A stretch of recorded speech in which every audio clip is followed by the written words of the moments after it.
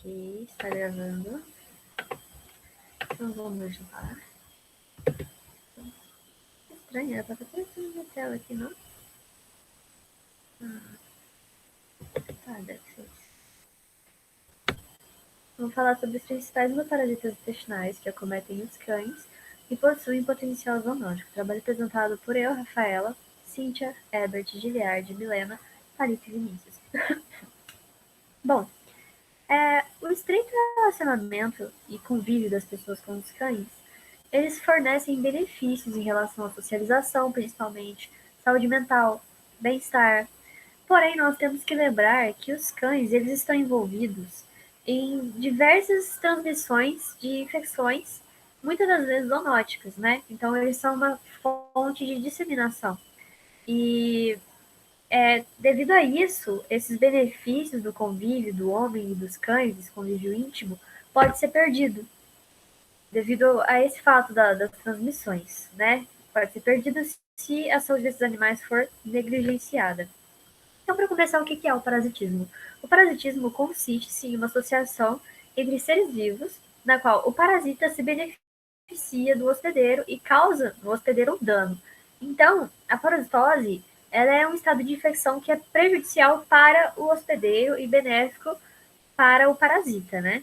Então, dentre os principais parasitas zoonóticos, destacam-se os eumintos e os protozoários, né?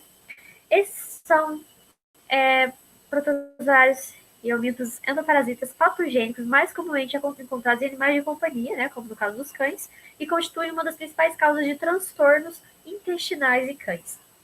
Então, sobre os parasitas, eles podem ser de duas formas. Eles podem possuir um ciclo monoxênio, onde eles necessitam de somente um hospedeiro para completar o ciclo, no caso, esse hospedeiro vai ser o cão, ou eles podem ser heteroxênicos, onde há necessidade de um hospedeiro intermediário para completar o ciclo. Então, parte do desenvolvimento dele se dá no cão, como hospedeiro direto, e parte do desenvolvimento dele se dá na pulga, como hospedeiro intermediário. Então, ele precisa de 2 hospedeiros, ou mais. Os eumintos vão se dividir em 2 fios de importância, os plateumintos e os nemateumintos. Os plateumintos são vermes de corpos achatados, né, tem pouca espessura. Entre eles nós temos o trematoda e cestoda, as tênias se incluem nesse grupo. Nós temos os neumateumintos, que são vermes de corpo cilíndrico, né, diferente dos plateumintos, e alongados, parte dos nematodas. Dentre os parasitas mais comumente, que mais contaminam o homem, né, que são zoonoses, nós temos o ancistoma canino e o toxocara. Então aqui a gente tem uma fotinha dos parasitas, né, de varredura microscópica. Então vamos começar a falar sobre o ancilostoma brasiliense. Ele é um nematóide, né, de corpo cilíndrico, que vive no duodeno. Então ele causa danos nos cães, e os cães são os hospedeiros definitivos. Então eles têm essas plaquinhas importantes aqui, como vocês podem ver, não sei se vai mostrar no mouse, essas plaquinhas importantes, que provocam hemorragia e anemia, porque elas rasgam as paredes intestinais e sugam o sangue. Também podem causar agitação na pele, diarreia, entre outras coisas. Essa larva ela pode infectar o homem, que no caso é um hospedeiro temporário, né, por via pericutânea, ou seja, pela pele, e vai causar a síndrome da larva migras cutânea, que também é conhecida como bicho geográfico, causando um prurido muito intenso, eritema, inchaço, igual nessa fotinha que a gente pode ver, né, tá até com um rubor. Bom, o ciclo se consiste no seguinte: o animal infectado ele vai fazer as fezes dele, onde os ovos irão sair. Então, os ovos vão ficar nas fezes, a larva matura vai se desenvolver dentro do ovo, vai emergir e o cão ele pode se contaminar através das fezes. Por exemplo, o cão tem mania de cheirar a fezes, alguns cães exercem coprofagia, então eles podem se contaminar, ou às vezes de forma incidental, né? E essa larva ela pode permanecer inativa no músculo esquelético. E os cães também podem fazer a transmissão vertical, passar para os filhotes através da amamentação ou via transplacentária. E os homens, eles se infectam também, por exemplo, se você pisar nas fezes contaminadas, então por via pericutânea, essa larva vai penetrar na pele através do pé exposto, caso você estiver andando descalço. Nós temos também o Toxocara canis, também é um nematóide. Esse tem predileção principalmente por filhotes. O parasita adulto ele vai habitar no intestino delgado do hospedeiro. Ele se alimenta das substâncias líquidas do quimo lá no intestino. E isso vai resultar em quadros de diarreia, flatulência, que é muito importante, e distensão abdominal. Esses são uma das características mais marcantes. Desidratação, retardo no desenvolvimento do animal, e o óbito também pode acontecer em casos de ocorrência de obstrução intestinal. Então, aqui a gente tem um cachorrinho, né, com a barriga distendida, os vermes. E os humanos, de novo, podem se infectar acidentalmente ao ingerir ovos no solo contaminado. Crianças são muito suscetíveis porque criança tem muito mania de brincar em areia e aí tudo leva a mão, põe na boca, então pode acabar ingerindo. Pode ingerir também através de carne mal cozida, mal passada.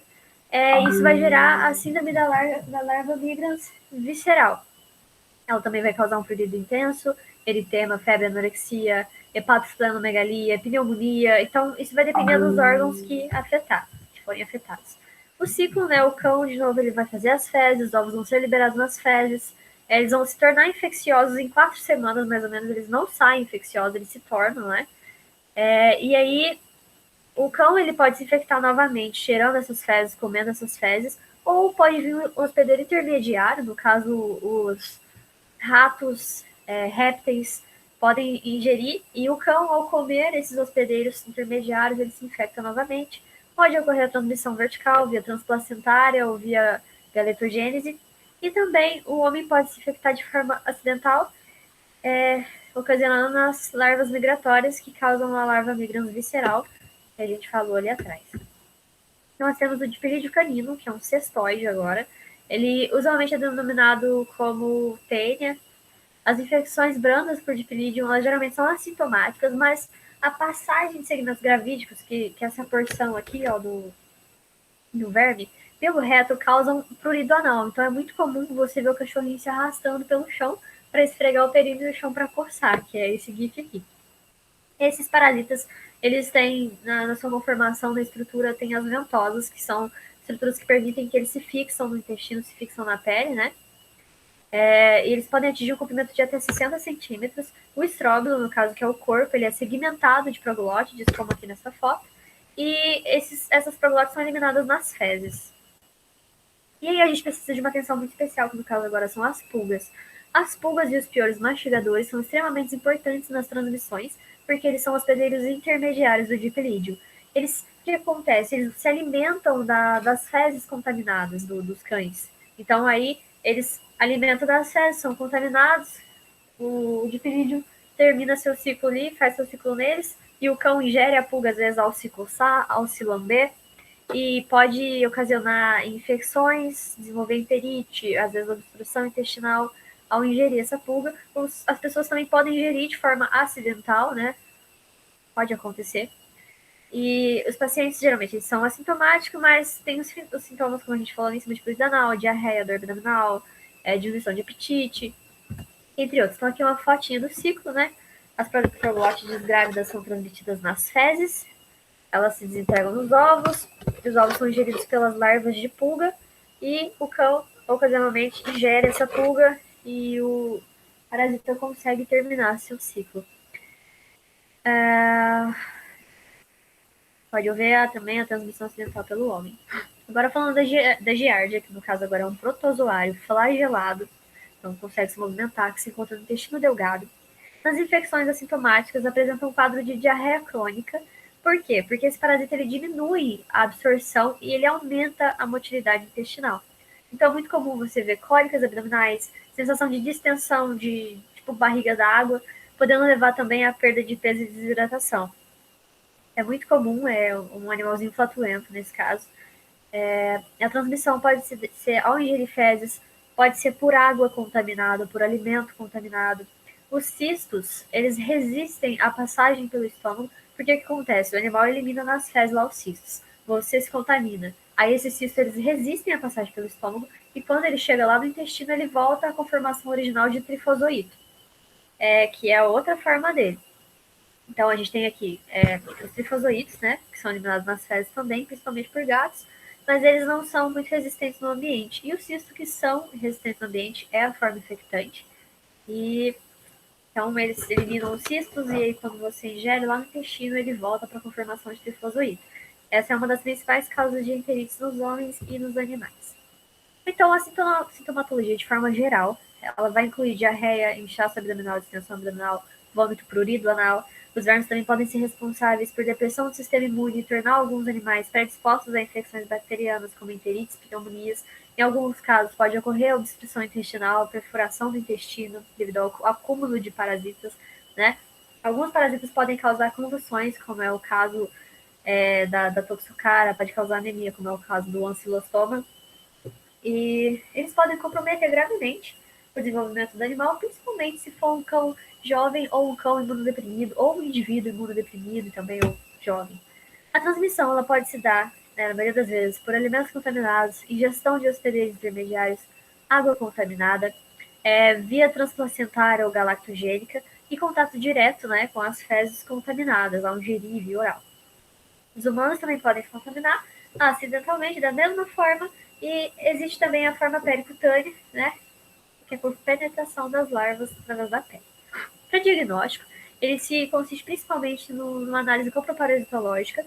Esses exames de fezes são fundamentais para diagnóstico, para identificar, para fazer o tratamento específico.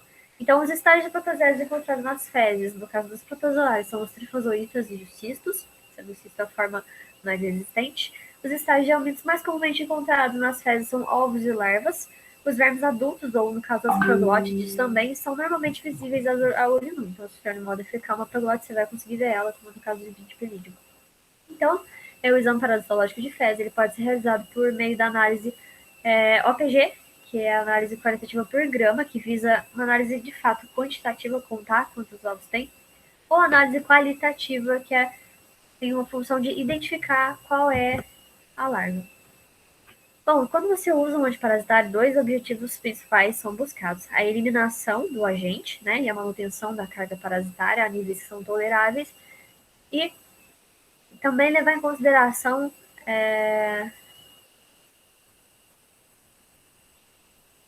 o tipo de parasita, idade do cão, o ambiente que ele vive. As vias de administração mais usadas são a via oral, parenteral cutânea, né, por pingar. O objetivo é reduzir e eliminar o número de ovos nas fezes, promover a migração desses vermes para dentro da hospedeira para órgãos que possam fagocitar ele e destruir esse verme. Propriedades desejáveis em um antiparasitário são eficiência, né?